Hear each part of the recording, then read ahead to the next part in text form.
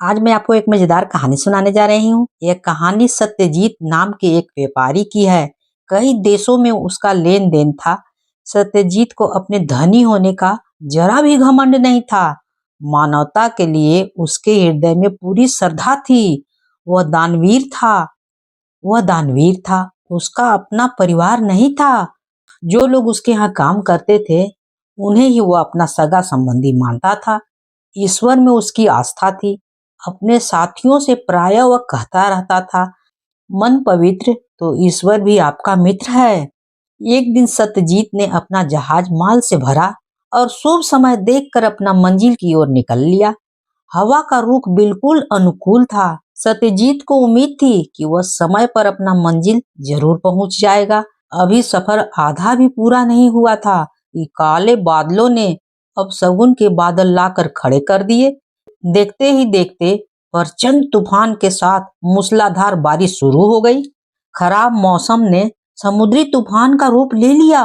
सत्यजीत का विशाल काया जहाज समुद्री लहरों पर कागज की नाव की तरह हिलकोरे खाने लगा। सत्यजीत और उसके साथी घबराने लगे। जहाज में छेद हो गया और उसमें पानी भरने लगा। भार कम करने के लिए चालक दल ने माल समुद्र में फेंकना शुरू कर दिया, लेकिन कोई फायदा नहीं हुआ। जहाज डूबने लगा। सत्यजीत ने अपने साथियों को समुद्र में कूदने को कहा और स्वयं भी कूद गया। कुछ क्षण बाद सत्यजीत के सभी साथी उसकी नजरों से ओझल हो चुके थे।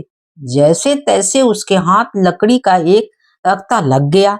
वह उसमें चिपक गया और लहरों के चपेटे खाता रहा। आखिरकार तूफान थम गया। बारिश कम हो गई। समुद्र की लहरें भी सामान्य होने लगी। तभी सत्यजीत को किसी की चिल्लाने की आवाज सुनाई पड़ी। उसने चारों तरफ देखा। उसका नौकर रघु भी लकड़ी के एक बहुत बड़े टुकड़े को थामे लहरों पर तैर रहा था। उसे देखकर सत्यजीत को जान में जान आई। रघु तैरता हुआ अपने मालिक के पास पहुंचा और दहाड़े मार मार कर चीखने लगा, सब लूट गया मालिक, जहाज भी डूब गया और हमारा भाग भी डूब गया। चिंता मत करो रघु, मन पवित्र तो ईश्वर भी आपका मित्र है। पूरी रात वे लहरे के साथ संघर्ष करते रहे। अंधेरे में किसी मछली ने सत्यजीत पर हमला बोल दिया और उसकी आंखों की रोशनी चली गई। सुबह मालिक की आंख से खून बहता देखकर रघु चिल्ला उठा, लगता है आपको किसी जीव ने गंभीर से चोट पहुंचाई है मालिक। अब क्या होगा पता नहीं। सत्यजीत को दर्द तो हो रहा था, लेकिन वह दुखी नहीं था। वह बोला, अंधा हो गया हूँ पर जीवित तो हूँ। देख लो भगवान मेरे साथ है या नहीं। रघु भाई, किसी और किनारा नजर आ रहा है क्या? किनारा अधिक दूर नहीं था। बिना खतरे के वे किनारे पर आ पहुंचे। अपनी जेब से एक हीरे की अंगूठी निकालकर सत्यजीत रघु से बोला, यह लो रघु, इस अंगूठी को यहाँ के किसी जौहरी के पास बेच आओ, इसका अच्छा दाम मिल जाएगा। इसमें से कुछ रुपयों से भोजन की व्यवस्था करो और बाकी घर वापस जाने में काम आएंगे। रघु अंगूठी लेकर वहां से निकल लिया। उसे बाजार में बेचकर रघु को काफी रुपए मिल गए। लालच के कारण वह लौट कर गया ही नहीं। बेचारा सत्यजीत भूखा प्यासा बैठा रघु की प्रतीक्षा करता रहा, पर वह नहीं आया। सौभाग्यवश वहीं से गुजर रहे एक सज्जन पुरुष ने देखा कि एक नेत्रहीन व्यक्ति वहां बैठा है। बदहाल हो चुके सत्यजीत को वह राजा के पास ले गया। राजा ने उसकी त्रादसी को सुना और दुख प्रकट किया। दयालु राजा ने उसे महल में रहने के लिए आमंत्रित किया। कुछ देर सोचकर सत्यजीत राजा से बोला, हे राजन, आपके इस प्रस्ताव के लिए मैं आपको धन्यवाद देता हूँ, लेकिन मैं यहाँ हमेशा अतिथि बनकर नहीं रह सकता। मैं चाहता हूँ कि आप सलाहकार के रूप में मेरी सेवा लें।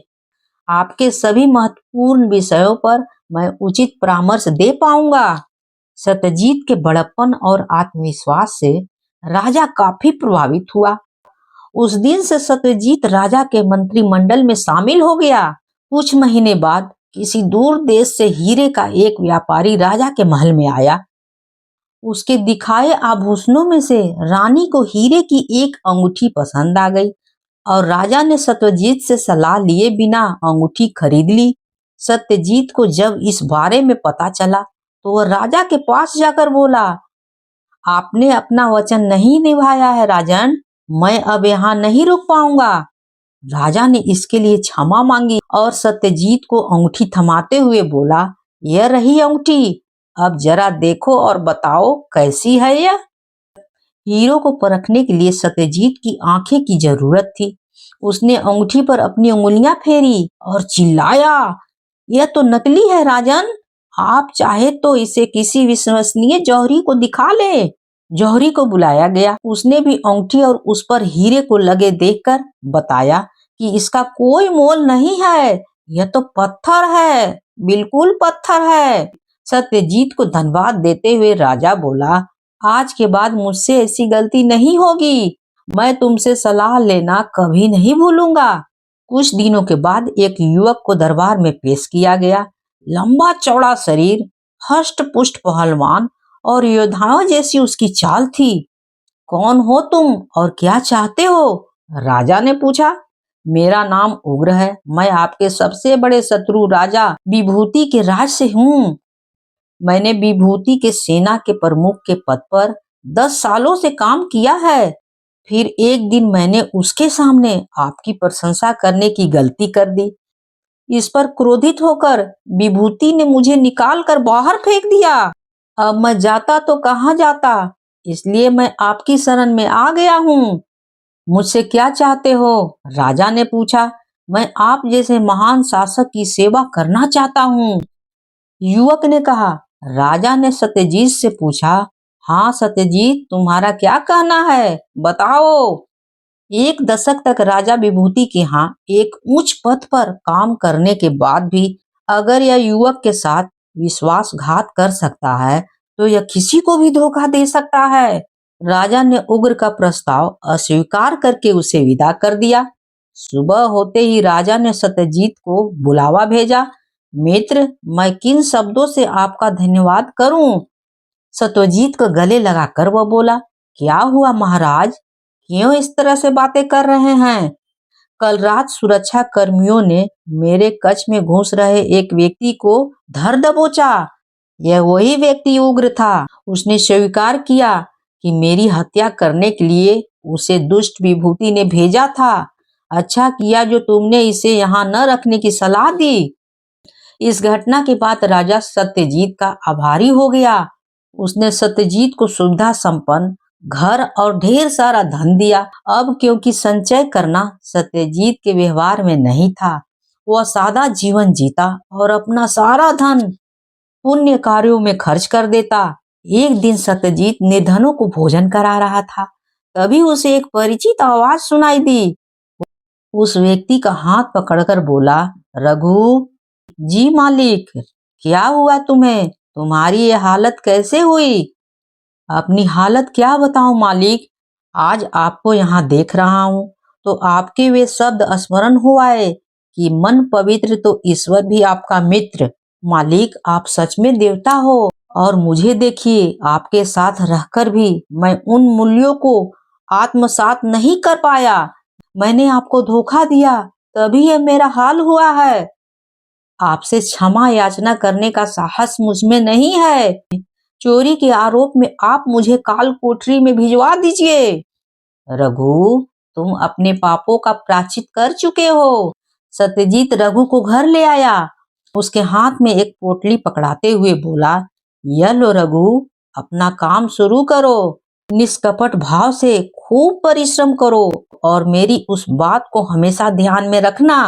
रघु विनम्रता से बोला, कभी नहीं भूलूंगा मालिक। सत्यजीत के पांव छूकर वह निकल पड़ा। 2 वर्ष बीत गए। एक दिन सत्यजीत अपने घर में बैठा पूजा पाठ कर रहा था, तभी एक आवाज उसके कानों में गूंजी, मालिक कहाँ हैं आप? देखिए मैं आपके लिए क्या लाया हूँ। अरे रघु, तुम कहाँ थे इतने दिनों तक?